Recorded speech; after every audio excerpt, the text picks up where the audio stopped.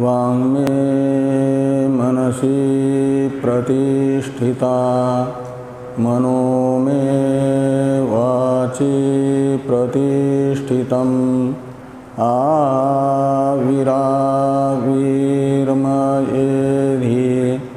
वेदस्य मानिस्थ श्रुतं मे मा प्रहसि रनेनाधीतेनाहोरात्रां सन्दधामि ऋतं वदिष्यामि सत्यं वदिष्यामि तन्मामवतु तद्वक्तारमवतु अवतु माम् अवतु वक्तारम् अवतु वक्तारम्। ॐ शान्ति शान्ति शान्तिः। शङ्करं शङ्कराचार्यं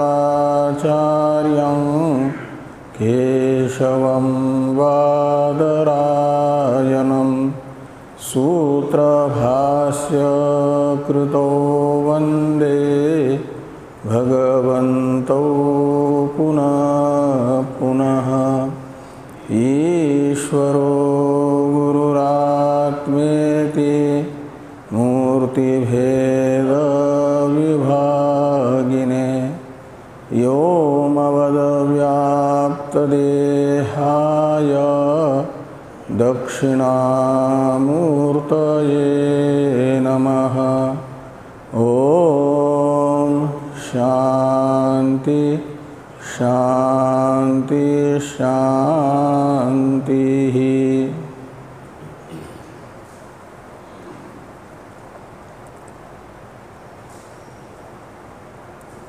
ऋग्वेदीय ऐत्रेय उपनिषद का विचार हम लोग कर रहे हैं। इस उपनिषद के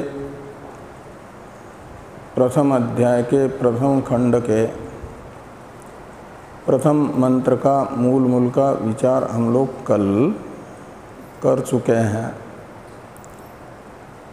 इस मंत्र के व्याख्यान रूप भाष्य की चर्चा आज होनी है।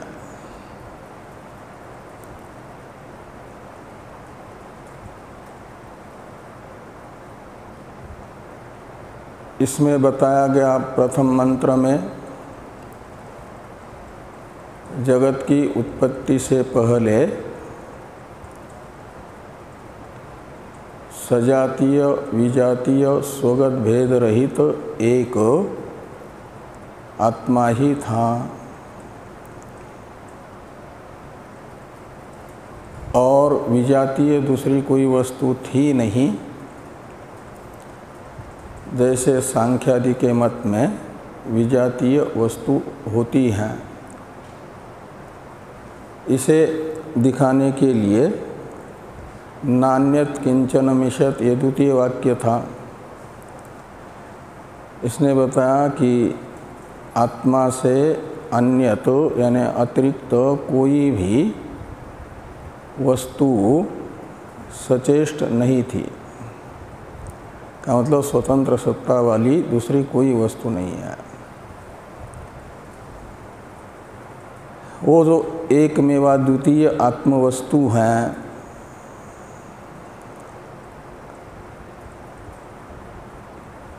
जो जिनको जगत प्रतीत हो रहा है, आकाश आदि कार्यात्मक जगत, उनको समझाने के उद्देश्य से जो शुद्ध आत्मस्वरूप है, निर्विशेष आत्मस्वरूप है, वह तो कार्य भी नहीं है, कारण भी नहीं है। कार्यत्व कारणत्व रूप विशेषताओं से रहित निर्विशेष है और जगत की उत्पत्ति से पहले वही था, कार्य की उत्पत्ति से पहले, और वह कारण बन नहीं सकता। उससे कोई कार्य उत्पन्न यदि होगा तो विकारी माना जाएगा वो। इसलिए श्रुति ने ब्रह्म में स्वतः कारणत्व रूप विशेषता से रहित होते हुए भी अज्ञानियों को प्रतीयमान जगत के कारणत्व का आरोप जिस उपाधि के कारण होता है, उस उपाधि की कल्पना जगत की उत्पत्ति से पहले की। ये बताया कि जो स्वतः कारणत्व विशेषता से रहित है, उसमें कारणत्व की आधायक उपाधि विद्यमान है, वो कल्पित है, अध्यारोपित है। उसमें वह उपाधि है वेदांत में अव्याकृत, अव्यक्त, प्रकृति, माया, इन नामों से कही जाने वाली। मायांतु प्रकृतिम विद्यात् मायिनंतु महेश्वरम इत्यादि श्रुति ब्रह्म में जगत कारणत्व का अध्यारोप में निमित्तभूत अनादि कारण उपाधि की कल्पना करती है। वो कारण उपाधि है माया, और उस माया उपाधिक चैतन्य को सशब्द से ग्रहण करना है। तो माया उपाधिक चैतन्य ने ईक्षण किया, संकल्प किया, और संकल्प का विषय बताया गया लोकानुसृजा इति, लोक सर्जन विषयक संकल्प मायोपाधिक चैतन्य ने किया। ये मूल का अर्थ हम लोग देख चुके हैं। भाष्यकार भगवान इसी प्रकार का अर्थ अपने भाष्य में बता रहे हैं। तो प्रथम भाष्य की अवतरण टीका को देखिए। ननु आत्मनः सविशेषत्व प्रतीतेः तद विरोधात् कथम कैवल्यम इति आशंक्य विशेषस्य सर्वस्य आत्मनि माया कल्पितत्वात् न वास्तव निर्विशेषत्व विरोध इति तदर्थम मायया आत्मनः सकाशात् सृष्टिं वक्तुं सृष्टेः पूर्वम् आत्मनो निर्विशेष रूपं दर्शयितुम् आत्मा वा इत्यादि वाक्यम तत्र आत्मशब्दार्थम आह आत्मेति। ये 3 पंक्तियां हैं अवतरण भाष्य की अवतरण रूपा। एक शंका के रूप में पहले यानी शंका तथा उत्तर के रूप में अवतरण बताया जा रहा है। एक शंका की गई, आत्मा को सविशेष मानते हैं जो लोग, उन्होंने शंका की कि आत्मनः सविशेषत्व प्रतीते,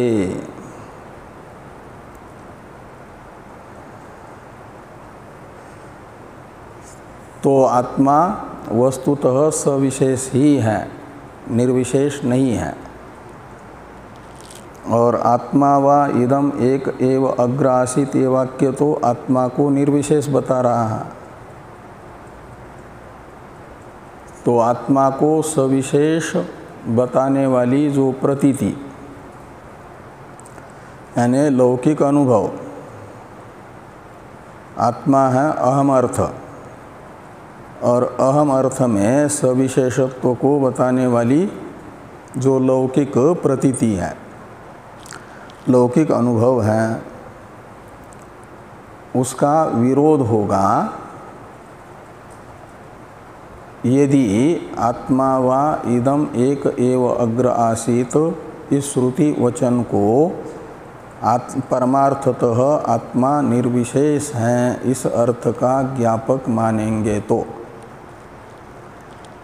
दो प्रमाण हो गए ना, एक लौकिक अनुभव और दूसरा ये श्रुति वचन,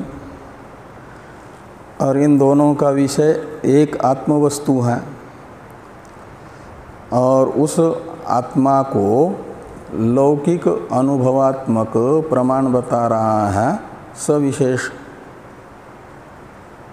और वेद वचन बता रहा है निर्विशेष। तो सविशेषत्व निर्विशेषत्व ये जो परस्पर विरोधी धर्म है वह एक ही वस्तु में बता रहे हैं अलग अलग दो प्रमाण।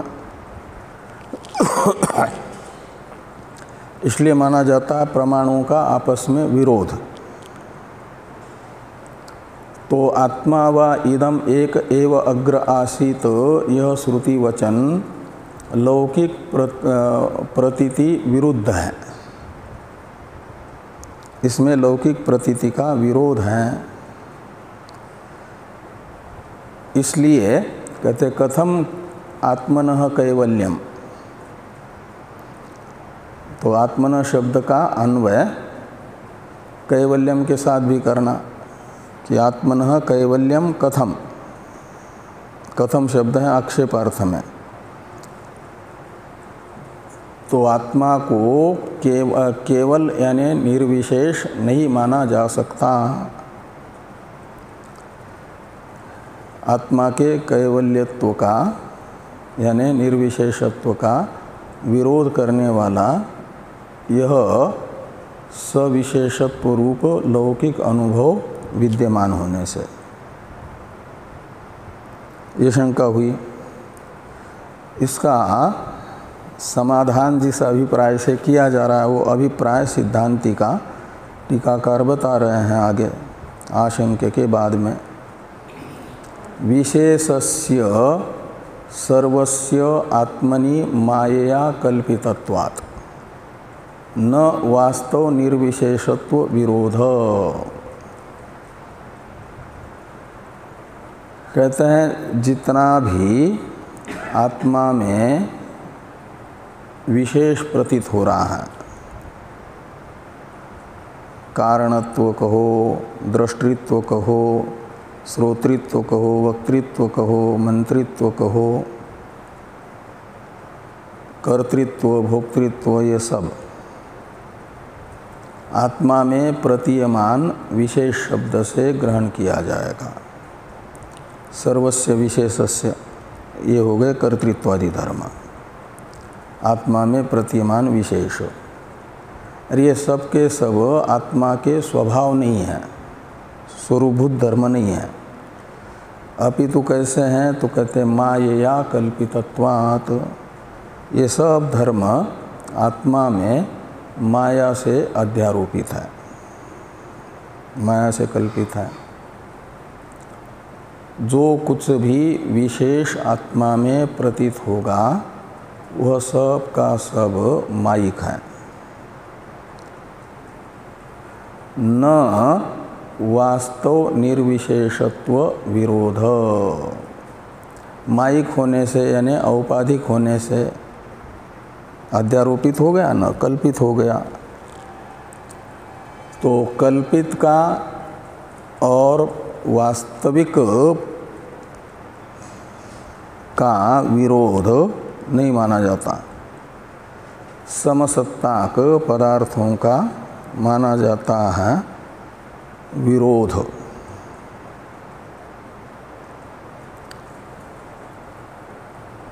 स्वप्न में जिसके साथ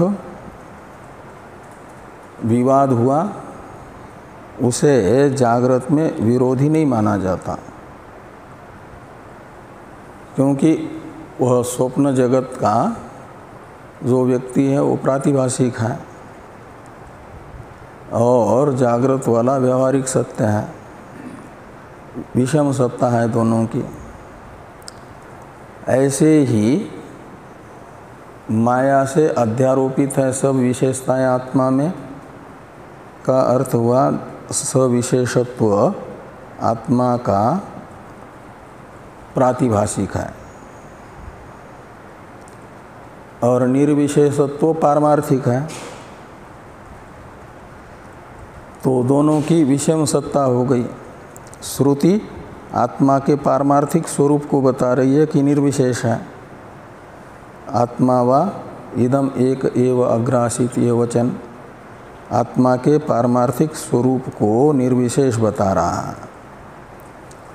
और जो मैं करता हूँ, मैं भोक्ता हूँ, मैं दृष्टा हूँ, मैं श्रोता हूँ, मैं वक्ता हूँ इत्यादि आत्मा में कर्तृत्वादि विशेषताओं को बताने वाले अनुभव हैं, ये लौकिक अनुभव है।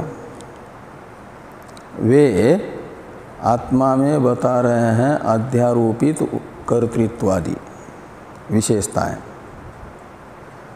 तो अध्यारोपित कर्तृत्वादि विशेषताओं का पारमार्थिक निर्विशेषता के साथ कोई विरोध नहीं है।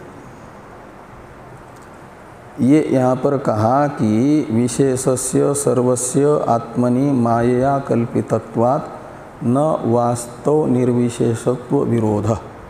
वास्तव यानी पारमार्थिक, जो निर्विशेषत्व है उसके साथ विरोध प्रातिभाषिक विशेषता का नहीं होगा।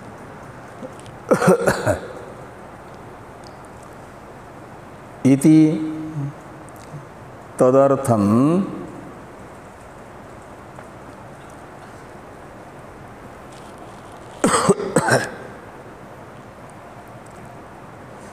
तो इति तदर्थम मायया आत्मनः सकाशात् सृष्टिं वक्तुम सृष्टेः पूर्वम आत्मनो निर्विशेष रूपम दर्शयितुम आत्मा वा इत्यादि वाक्यम।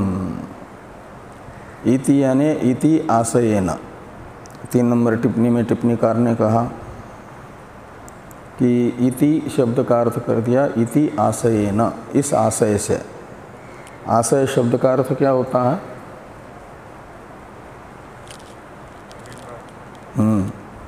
तो आशय यानी अभिप्राय। तो इस अभिप्राय से ये इति शब्द का अर्थ निकलेगा। और तदर्थम शब्द का अर्थ निकलेगा जो विशेष माया से कल्पित बताया है उस विशेष सविशेषत्व के कल्पितत्व को तत्शब्द से लेना। आत्मा का सविशेष कल्पित है तो तदर्थम का अर्थ निकलेगा सविशेषस्य कल्पितत्वार्थम। इसलिए यहाँ पर लिखते हैं 4 नंबर टिप्पणी में टिप्पणीकार कि तदर्थम का अर्थ विशेषस्य कल्पितत्व सिद्ध्यर्थम। तो आत्मा के कर्तृत्वादि विशेषताओं में कल्पितत्व की सिद्धि के लिए ये तदर्थम शब्द का अर्थ निकलेगा। मायया आत्मनः सकाशात् सृष्टिम वक्तुम। तो माया से आत्मा जगत का कारण बनता है, आत्मा से ही मायिक सृष्टि हुई है, इसे बताने के लिए। और ये क्यों बताया जा रहा है मायिक सृष्टि है आत्मा से करके? सविशेषता में, आत्मा के सविशेषता में कल्पितत्व दिखाने के लिए मायिक सृष्टि बताई जा रही है। आत्मा ही मायारूप उपाधि को लेकर के कारणत्व विशेषता वाला है, ये बताया जा रहा है। और किस लिए बताया जा रहा है? तो कहते हैं पूर्वम आत्मनो निर्विशेष रूपम दर्शयितुम। सृष्टेः पूर्वम, सृष्टि से पहले आत्मा के पारमार्थिक निर्विशेषता को बताने के लिए भी आत्मा वा इत्यादि श्रुति वचन है, श्रुति वाक्य है। तो ये जो आत्मा वा इदम एक एव अग्र आसीत वाक्य है, इसकी अवतरण टीका हुई। अब इस वाक्य का व्याख्यान भाष्यकार भगवान करेंगे। तो व्याख्यान में भाष्यकार भगवान की अपनी पद्धति है। प्रथम वाक्य में प्रयुक्त पदों का अर्थ बताते हैं, फिर वो पदार्थ और वाक्यार्थ पर आने वाला जो आक्षेप होगा उसका निराकरण करते हैं। ये व्याख्यान होता है। तो इस वाक्य में प्रयुक्त प्रथम पद है आत्मा। तो आत्मा पदार्थ बता रहे हैं पहले, इसलिए कहते हैं टीकाकार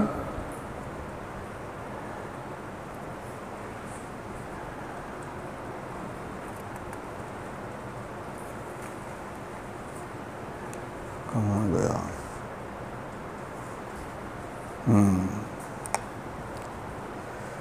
कि तत्र आत्मशब्दार्थम आह। तो आत्मशब्दार्थ को बताते हैं आत्मा इति। ये आत्मा इति ये तो प्रतीक है पूरे वाक्य का, और आत्मा आपनोते है इत्यादि से आत्म पदार्थ का कथन हो रहा है।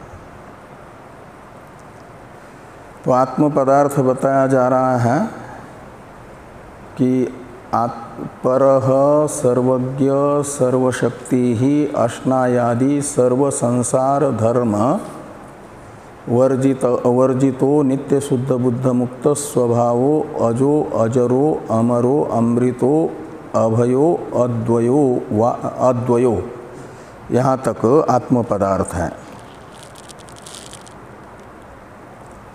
आत्मा कौन है? तो कहते हैं जो सर्वज्ञ है। पर आत्मा, यहाँ आत्मा शब्द से पर आत्मा लेना है, परमात्मा। और किसकी अपेक्षा पर? तो सारी उपाधियों की अपेक्षा पर। जिसे कठ श्रुति ने अव्यक्तात् पुरुष पर पुरुषान्न परम किंचित सा काष्ठा सा परागति शब्द से कहा है। वह आत्मा यहाँ पर शब्द से लेना। और पर शब्द का अर्थ है वहाँ पर आभ्यंतर, व्यापक और सूक्ष्म जो आत्मा है। और वो चेतन होने के कारण स्वरूपतः ही सर्वावभाषक है, इसलिए सर्वज्ञ है। उसे अपने भाष्य को भाषित करने के लिए किसी वृत्ति की आवश्यकता नहीं है। अन्य स्वरूप अतिरिक्त वृत्त्यादि निरपेक्ष रूप से अपने अवभाष्य को अवभाषित करता है, इसलिए उसे कहा गया सर्वज्ञ। तो सर्वज्ञ होने पर भी माना जाएगा कि वह निर्विशेष ही है, क्योंकि स्वरूपतः ही अवभाषित कर रहा है। सूर्य जगत का प्रकाशक होने पर भी उसमें प्रकाशकत्व रूप विशेषता नहीं है, क्योंकि उसका वो स्वरूप ही है। स्वस्वरूप को विशेष नहीं कहा जाता। और सर्वशक्ति है वो, उसमें सर्व सामर्थ्य है। कर्तुम अकर्तुम अन्यथा कर्तुम सारा सामर्थ्य है। और यदि वो न हो, सर्वशक्ति इसलिए है कि यदि वो न हो तो प्रकृति का सामर्थ्य नहीं है कि जगत बना दे। जड़ है ना वो, जगत बनाने में वो प्रवृत्ति नहीं होगी उसकी। इसलिए गीता ने कहा मयाध्यक्षण प्रकृति सूयते सचराचरम। वेदांत में भी प्रकृति ही सब कुछ बनाती है। सांख्यों की भी प्रकृति ही सब कुछ करती है। लेकिन सांख्यों की प्रकृति का स्वामित्व पुरुष में नहीं है। उस पुरुष अनधीन प्रकृति, स्वतंत्र प्रकृति प्रवृत्त होती है, और वेदांत की प्रकृति पुरुष के अधीन रह करके प्रवृत्त होती है। इसलिए मयाध्यक्ष न, तो अध्यक्ष होता है अधिष्ठाता, प्रवर्तक। तो समष्टि प्रकृति भी, उपाधि भी और वेष्टि उपाधि भी जिसकी अध्यक्षता में यानी सन्निधि मात्र से स्वस्व व्यापार निर्वर्तन में प्रवृत्त हो रही है, उसे कहा गया सर्वशक्ति। कर तो रहे हैं सभी उपाधि ही, समष्टि वेष्टि उपाधि रूप वस्तु है, पदार्थ, लेकिन वो बिना चेतन के वे कुछ भी नहीं कर सकते। इसलिए माना गया चेतन को सर्वशक्ति। और इतना कुछ करता है लेकिन कभी उसे न भूख लगती है न प्यास लगती है। वो न तो 6 बजे के घंटी की प्रतीक्षा होती है, न 11 बजे के, न मेमने के बाद के। इसलिए कि अश्नायादि सारे संसार धर्म से वर्जित हैं। वो कौन? शुद्ध आत्मा। ये कहा कि अश्नायादि सर्व संसार धर्म वर्जित। वर्जित का अर्थ है रहित, तो धर्म रहित है। कौन से धर्म रहित? तो संसार धर्म रहित। संसार धर्म कौन है? तो अश्नायादि। तो अश्नायादि में आदि शब्द से लेना पिपासा और राग द्वेष षड्उर्मियाँ, ये सब, जरा मृत्यु लोभ मोह, ये सब संसार धर्म है और इनसे वर्जित है। क्या कुछ कह रहे थे? तो सर्वशक्ति अश्नायादि सर्व संसार धर्म वर्जित, ये निर्विशेष आत्मा का वर्णन कर रहे हैं, आत्म पदार्थ बता रहे हैं। और कैसा है? तो नित्य शुद्ध बुद्ध मुक्त स्वभाव। बुद्ध, शुद्ध, बुद्ध और मुक्त, इन 3 शब्दों का हुआ पहले द्वंद्व समास, और फिर नित्य शब्द का इनके साथ समास हुआ, और स्वभाव शब्द का एक समास हुआ। तो द्वंद्व के आदि में और अंत में श्रूयमान जो पद होता है ना, वो द्वंद्व के घटक प्रत्येक पद के साथ अन्वित होता है। तो इसलिए शुद्ध शब्द के साथ भी नित्य शब्द और स्वभाव शब्द का अन्वय होगा, मुक्त के साथ भी होगा, दोनों का आगे पीछे, और बुद्ध शब्द के साथ मुक्त शब्द के साथ भी होगा। तो नित्य शुद्ध स्वभाव, नित्य मुक्त स्वभाव, नित्य बुद्ध स्वभाव। स्वभाव शब्द का अर्थ है स्वरूप। तो नित्य शुद्ध स्वरूप है वो, नित्य बुद्ध स्वरूप है यानी चेतन स्वरूप है। बुद्ध शब्द से चेतन को लेना। और मुक्त स्वरूप है निर्विशेष आत्मा का। आत्मा कभी बंधन में आया ही नहीं, इसलिए उसका मोक्ष भी नहीं होना है। जो नित्य मुक्त है उसका मोक्ष क्या होना है? उल्टा उसे प्राप्त करना वो बद्ध जीव का मोक्ष है। वो स्वयं तो मुक्ति स्वरूप ही है। और अज, तो जन्म से उपलक्षित बाकी सब और कुछ क्रियाएं, 3 का निषेध यहाँ पर कर रहे हैं। अज, अजर और अमर शब्द से क्रमतः एक प्रकार से उनका प्रथम विकार, पंचम विकार और षष्ठ विकार, इनका निषेध किया ना।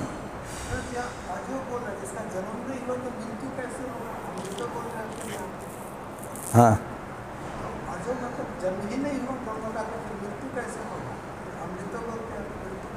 हाँ, तो जिसका जन्म नहीं होता है उसका मरण नहीं होता है करके किसने कहा? जो अनादि हैं, आज है, वो मरता नहीं है, ये किसने कहा आपको? इसमें तो आज भी कहा, अमृत भी कहा है, लेकिन पहले ये बताना पड़ेगा ना कि जो आज है वह मरता नहीं है। इसका निश्चयक प्रमाण कौन सा है आपके पास? जो आज है वह मरता नहीं है, इसका निश्चयक प्रमाण कौन सा है? जिसका जन्म नहीं होगा वो मरता नहीं है, इसको किसी प्रमाण से बताना पड़ेगा ना।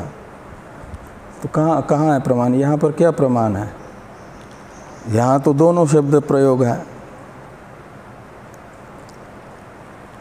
इसलिए कि वेदांत की जो प्रकृति है, अव्याकृत है, माया, वो अनादि है, यानी आज है। प्रकृति का जन्म हुआ है क्या? लेकिन नाश होता है कि नहीं? किससे? ज्ञान से। तो वो आज होने पर भी नष्ट हो रही कि नहीं? तो ऐसे कोई कह सकता है आज होने पर भी निर्विशेष परमात्मा प्रकृति की तरह नष्ट हो जाए?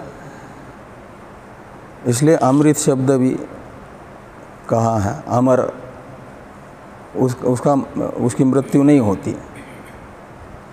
प्रकृति आज होने पर भी मरती है और ये आज होने पर भी मरता नहीं है।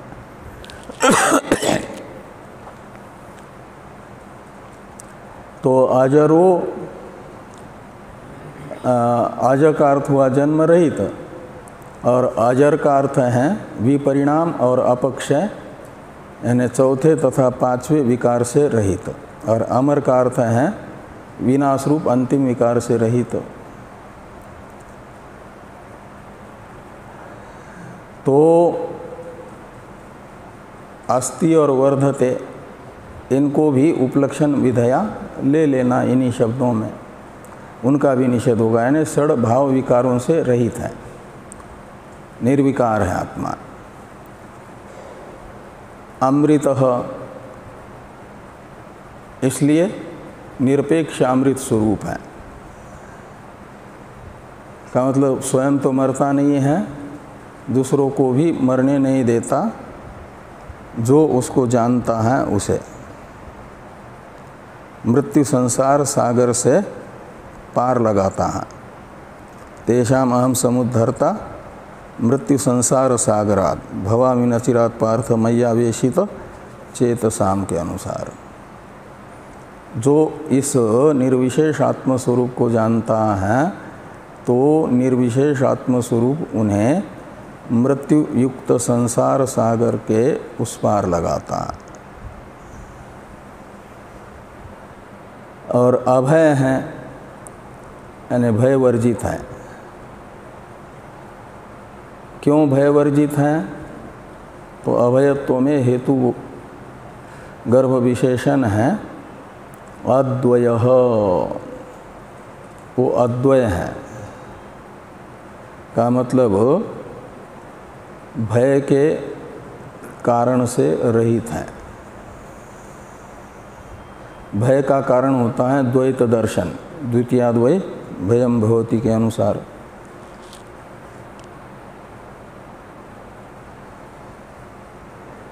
थोड़ी इसकी टीका है, ये आत्म पदार्थ बताया इतना, ये आत्मा ये है। क्यों?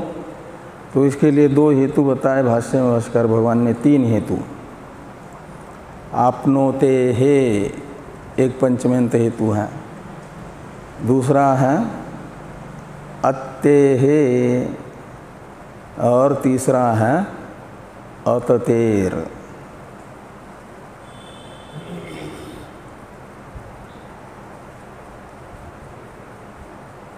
आपनोते, अत्ते और अततेर। तो आपनोते का अर्थ है व्याप्ति तथा ज्ञान। तो व्याप्ते है और ज्ञानाच्य यानी चेतन स्वरूपत्वाच्य। तो सर्वत्र व्याप्त होने से यही जगत का विवर्त उपादान कारण है ना।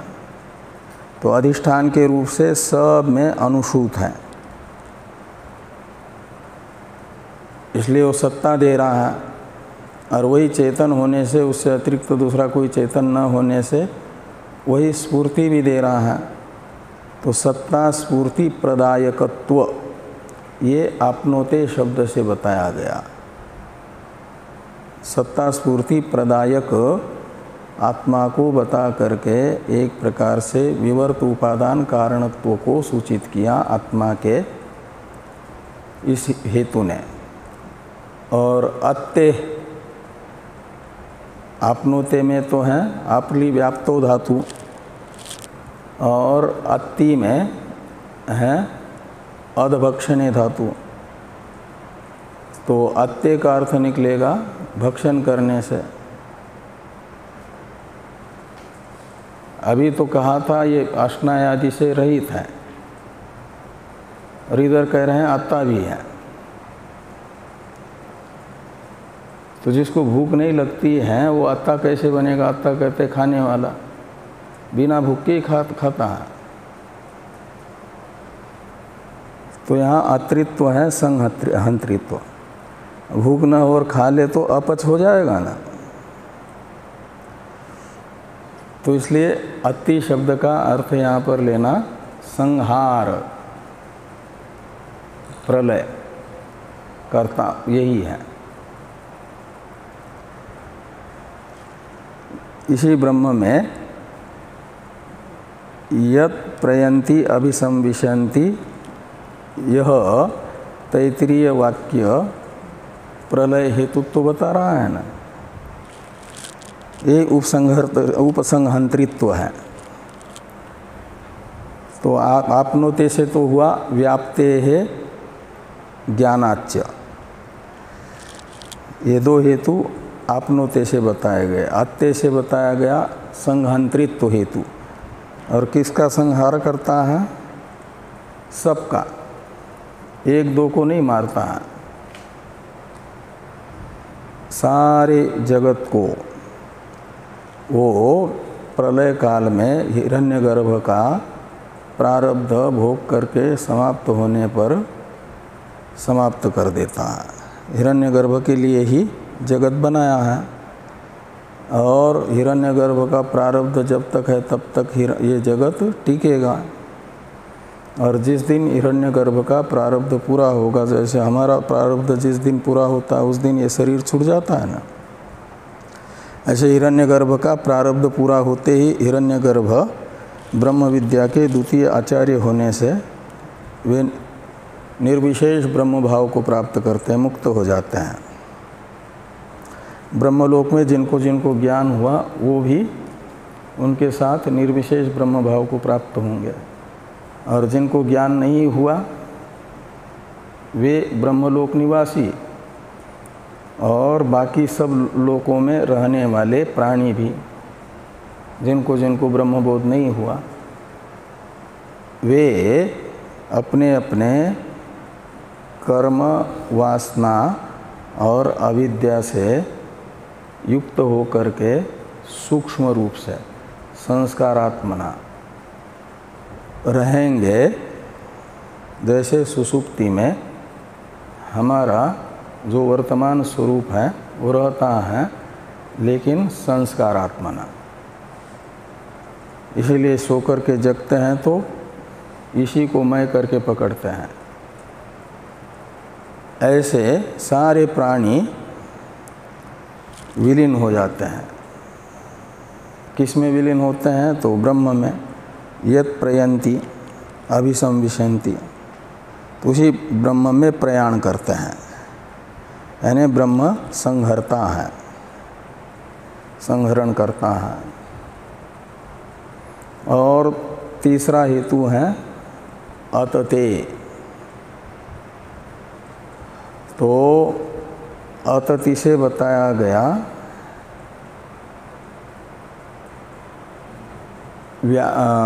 निरंतरता को।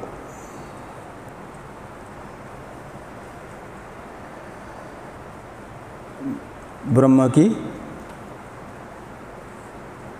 निरंतरता। अत सातत्य गमने धातु है ना, उससे ये वो बनता है। तो निरंतरता क्या है? अंतर शब्द का अर्थ होता है व्यवधान, भेद, परिच्छिन्नता। और निरुपसर्ग अंतर के अभाव को बता रहा है, अंतर पदार्थ के अभाव को। जैसे निर्मक्षिकम इत्यादि में मक्षिकाओं के अभाव को बताता है न निर्शब्द, ऐसे निरंतर का मतलब है अंतर रहित, निरंतर। और अंतर क्या है? व्यवधान। व्यवधान का दूसरा नाम है भेद। जब भेद होगा,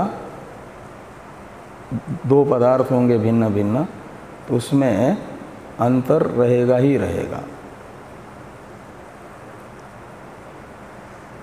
और जब भेद रहेगा ही नहीं, परिच्छिन्नता रहेगी ही नहीं,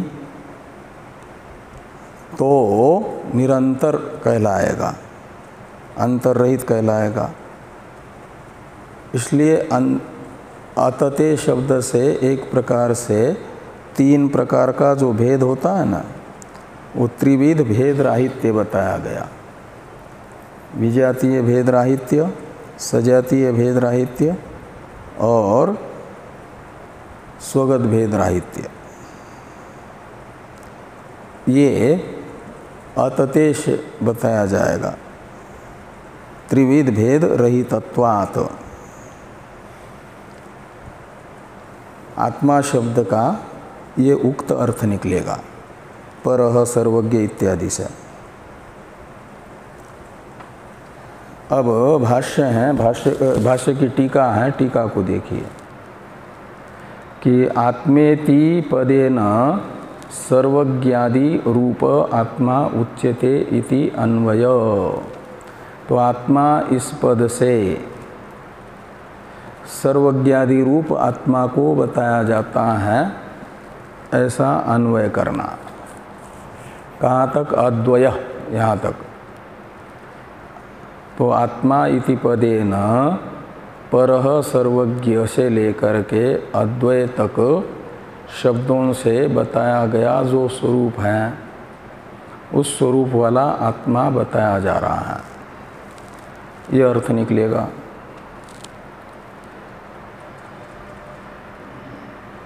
वो उच्चते पद तो भाष्य में नहीं है, उसका अध्ययन करना है, शेष जोड़ना है उसे। ये कह रहे हैं टीकाकार कि अद्वय इति अनंतरम उच्यते इति शेषः।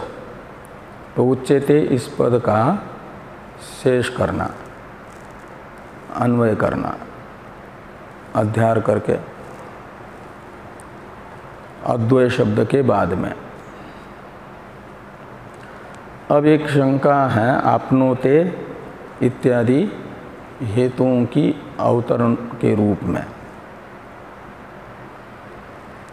ननु आत्मशब्देन कथम उक्त लक्षण आत्मा उच्यते इति आशंक्य आत्मशब्दस्य स्मृत्युक्त व्युत्पत्ति बलात् रूढ़्या च आह आपनोते इति।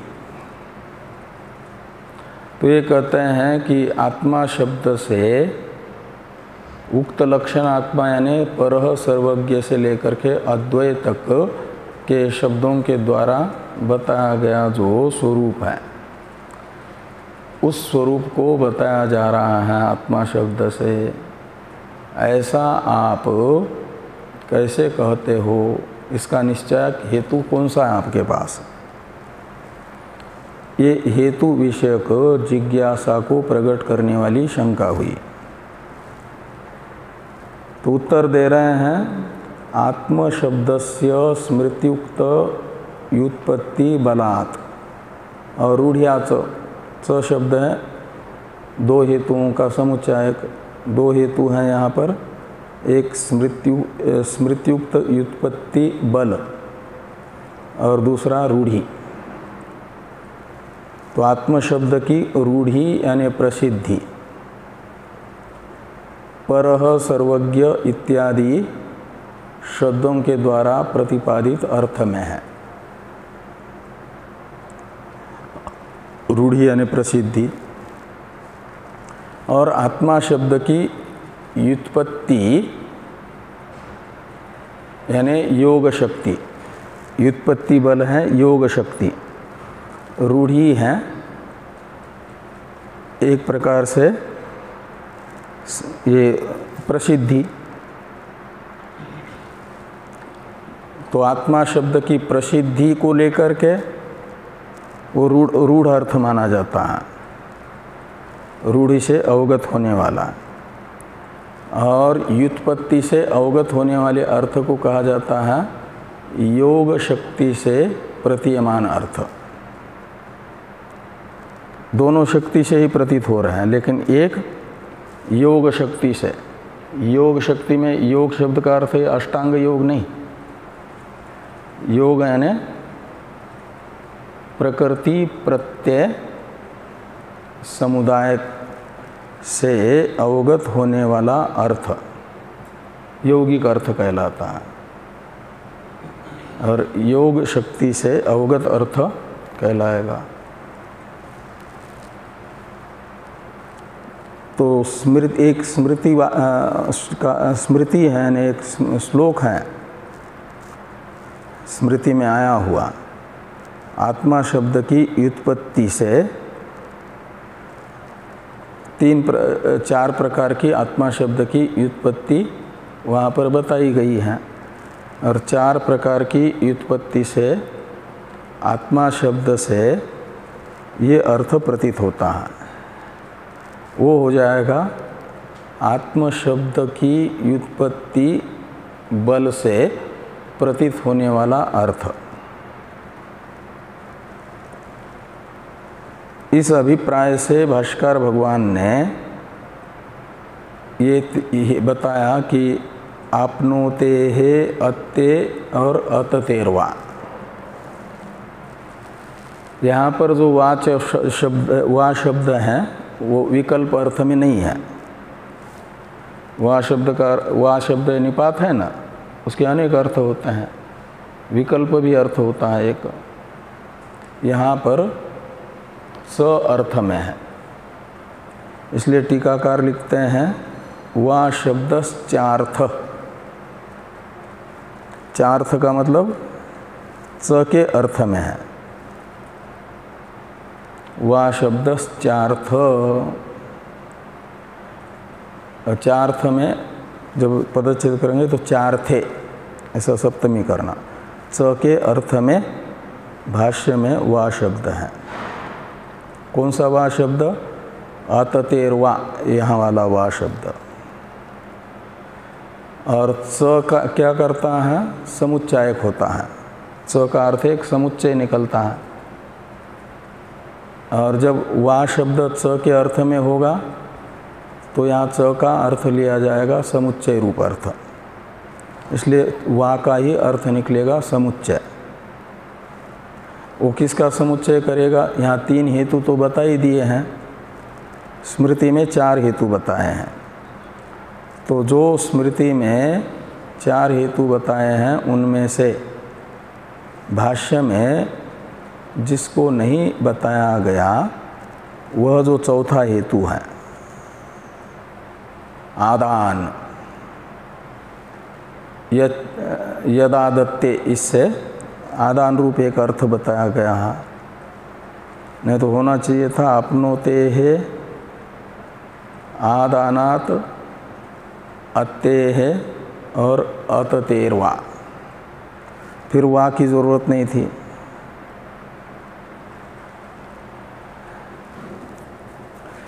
तो वो जो वा है आदान रूप हेतु का समुच्चायक निकलेगा। इसलिए लिखा कि आदानंच समुच्चिनोति, तो वह शब्द आदान रूप चौथे हेतु का समुच्चायक है। तथा च स्मृति ही, इसलिए स्मृति है कि यच्चाप्नोति यदादत्ते यच्चाति विषयान इह यच्चास्य संततो भाव तस्मात् आत्मेति कीर्त्यते इति। तो ये स्मृति वचन है, इसमें 4 हेतु बताए गए।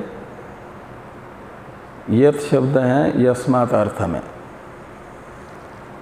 तो यस्मात् आपनोति इति आत्मा ऐसी उत्पत्ति करते हैं। तो यस्मात् आत्मा आपनोति तस्मात् आत्मा इति कीर्त्यते। तो ये जो निर्विशेष चेतन है वह सबको सत्ता स्फूर्ति दे करके सबके अधिष्ठान के रूप में सब में व्याप्त है ना। इसलिए निर्विशेष परमात्मा को आत्मा शब्द से कहा जा रहा है। आत्मा का अर्थ है जो व्याप्त हो जाए सब में, कहीं पर भी नहीं है ऐसा न हो, देश काल वस्तु सब में विद्यमान रहे। कोई अनात्म वस्तु ऐसी न हो जिसमें इसकी व्याप्ति न हो, उसे कहा जाएगा आत्मा। तो ये आत्मा आपनोति, यस्मात् आपनोति तस्मात् आत्मा इति कीर्त्यते।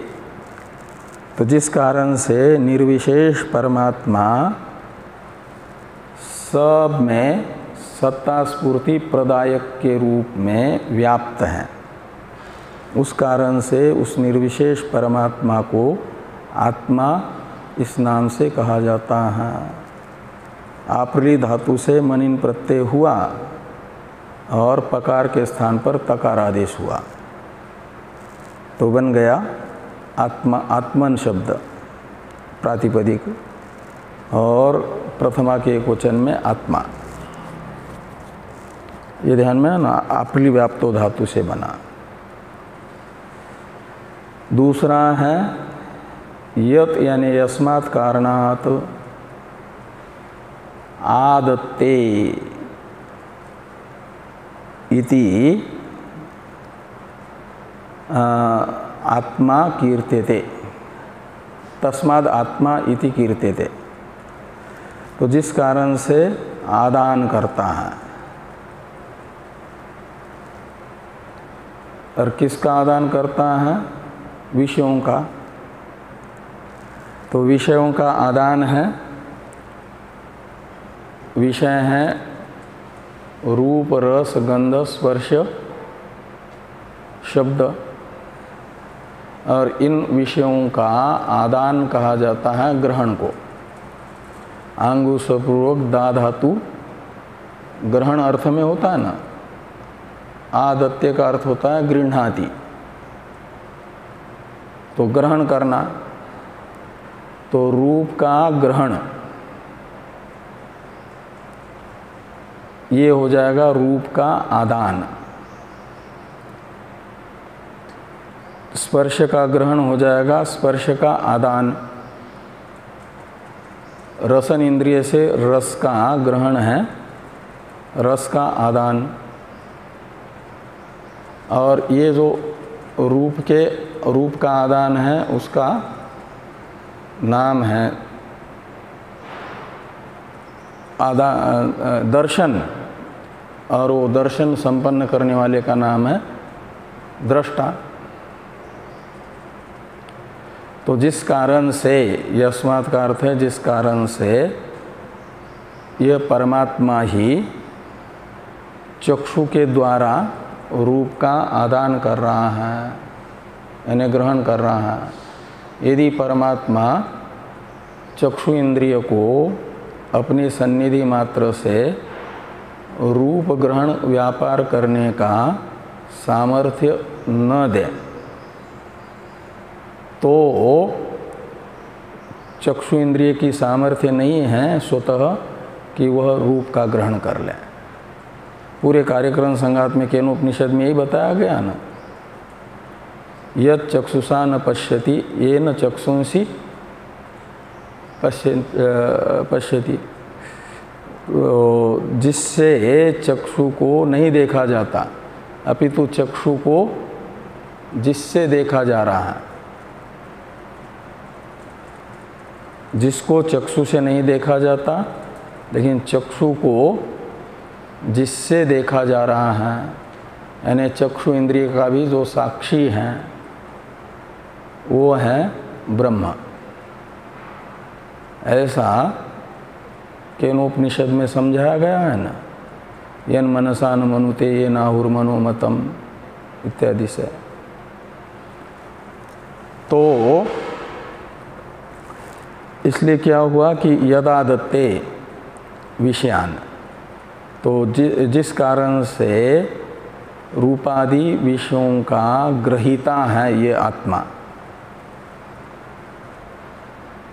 तो सारे के सारे रूपादि विषय से उपलक्षित युष्मत् प्रत्यय गोचर मात्र अनात्मा मात्र, उनका ग्रहण यानी ज्ञान प्रकाशन कौन करता है? ये प्रकृत आत्मा ही करता है। अस्मत् प्रत्यय गोचर परमात्मा ही करता है। इसलिए परमात्मा को आत्मा शब्द से परह इत्यादि शब्दों से कहा गया, जो परमात्मा स्वरूप है उसे कहते हैं। तो तस्माद् आत्मेति कीर्तित ये कहा गया।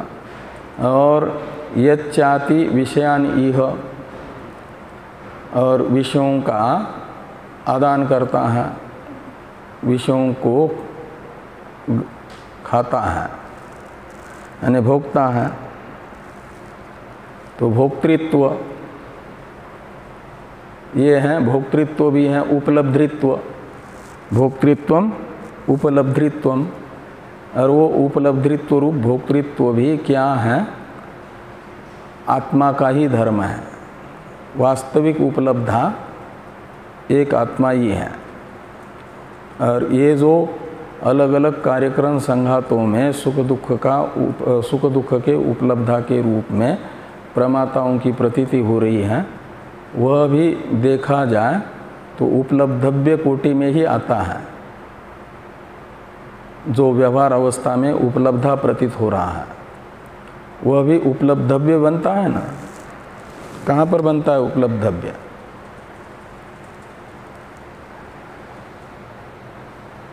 घटम अहम जानामि इत्यादि जो अनुव्यवसाय ज्ञान है, इस ज्ञान में अहम अर्थ जो प्रमाता है वह भी उपलब्धव्य बन गया ना। उपलब्धव्य यानी दृश्य। घट को मैं जानता हूँ, यह ज्ञान, घट का ज्ञान और घट ज्ञान का ज्ञाता, घट का ज्ञाता, उन दोनों को भी सबको विषय कर रहा है, तीन को विषय कर रहा है। और इन तीनों को विषय करने वाला, ज्ञाता को भी विषय करने वाला जो ज्ञान है वो है परमात्मा का स्वरूपभूत ज्ञान। उसे आत्मा रूप से कहा जा रहा है। इसलिए उपलब्धा भी उपलब्धव्य कोटि में आता है। लौकिक उपलब्धा, उपलब्धा का अर्थ है दृष्टा, और उपलब्धव्य यानी दृश्य, तो वो भी दृश्य कोटि में आता है। तो यच्चाति विषयान इह यच्चास्य संततो भाव, और ये जो परमेश्वर का संतत भाव है यानी निरंतरता है, यानी त्रिविध परिच्छेद राहित्य है। तस्मात् आत्मेति कीर्तितः, तो व्यापकता इससे बताई गई है, यानी त्रिविध परिच्छेद राहित्य बताया गया है, अपरिछिन्नता। अब इनमें से आपनोति आदत्ते, इन सब शब्दों से क्या क्या कहा गया, इसे टीकाकार आगे स्पष्ट कर रहे हैं। ये चर्चा करते हैं हम लोग कल।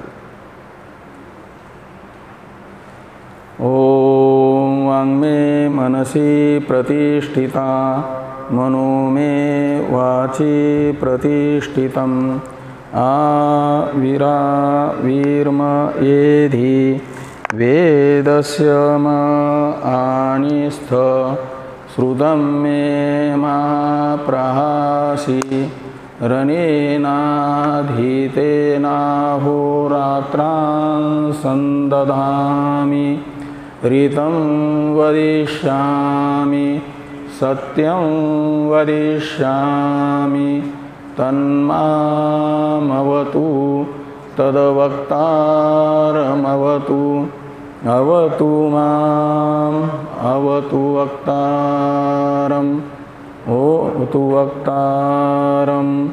ओम शांति शांति शांति। शंकरं शंकरा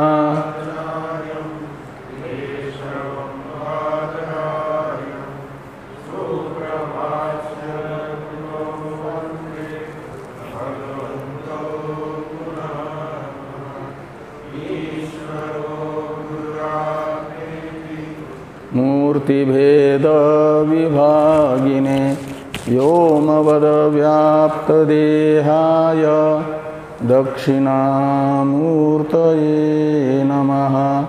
ओम शांति शांति शांति।